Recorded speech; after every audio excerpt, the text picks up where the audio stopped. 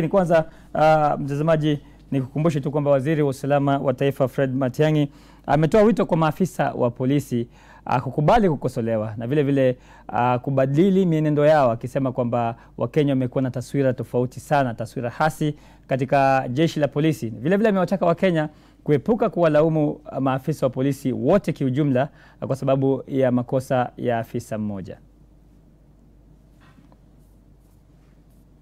The only way we can move forward, my dear friends, is through a very sustained engagement such as we are doing here today. And I want to urge all of us, the heads of the agencies who are here, my first request to all of you during this meeting is from this time forward, let us now develop the culture of having this conference once every year. And let us make this even much more scientific. This is the first one.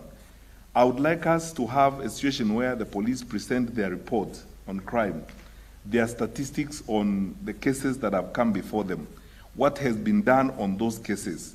It is not true, as sometimes people think, that the police never investigate these cases and never take action. Police take action. I would like the Inspector General to tell the public how many cases were brought to us, how they were investigated, and the National Police Service has got the statistics. The public knows that we actually do take action when these matters come before us. IPOA is a critical aspect of our policing work. It is important for us to have a public conversation on these issues. Sitting down with IPOA so that they can hold out the mirror for us and say, this is what has been reported to us, this is what we have investigated, and this is what we have found, is critical for the work that we do. In other words, I'm saying, ladies and gentlemen, we surely must learn to talk to one another so that we can improve the work that we do. Our colleagues in civil society, and I want to say this very openly and very candidly, our view as government is that civil society is a critical partner in the development of the country. They are part of us. Civil society are not foreigners. They too are members of our society. We appreciate the work they do, we welcome their comments, and we would like to continue engaging with them. So, I am happy to engage with Transparency International on the index they have published on corruption in the police. Let us look at the avenues of that corruption and how we deal with it. I am very happy to engage with Amnesty International on the issues they have raised on human rights abuses by the police or by the security sector, so that we go deep into it.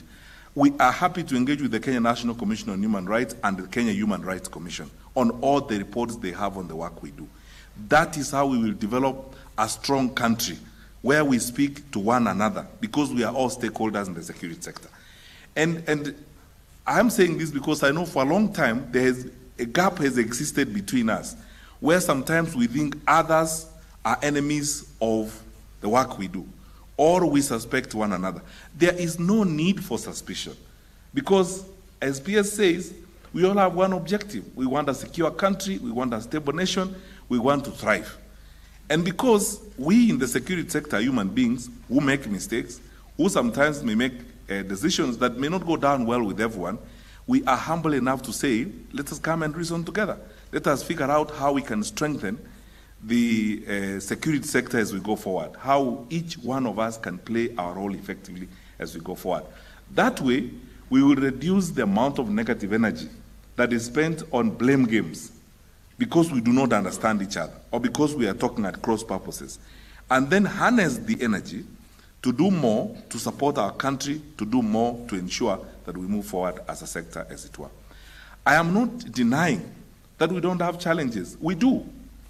And I'm the first one to say, as a honest public servant, and my colleagues in the security sector allow me to say this, there are areas where sometimes we, either us or some of us, have made mistakes, and the mistakes have been pointed out. I don't think that the Inspector General tolerates some mistakes that are made by his officers. I don't think the National Police Service tolerates the mistakes that are made by police officers. That's why they go forth and punish the mistakes. I was very angry, I must say, quite frankly, when I saw the video clips that were doing rounds on social media of the police officer stepping on, someone in the industrial area and so on and so forth. I mean, I was as outraged as every Kenyan was outraged. I was so angry. You can do your work as a police officer without getting to that point. And it's true, I spoke to the Inspector General, and we all spoke about it, and I know that the Inspector General has taken action on this matter. Na mtazamaji, kauli hiyo ya Matiangi ilikuwa ni ya awali na sio ya moja kwa moja kama tulivyokuwa tumeashiria kwenye anwani hapo juu. Matiangi amezungumza katika warsha ya siku moja ambayo imeandaliwa siku chache tu baada ya afisa huyo wa polisi kuonekana akimkanyaga jamaa mmoja katika eneo la industrial area hapa jijini Nairobi.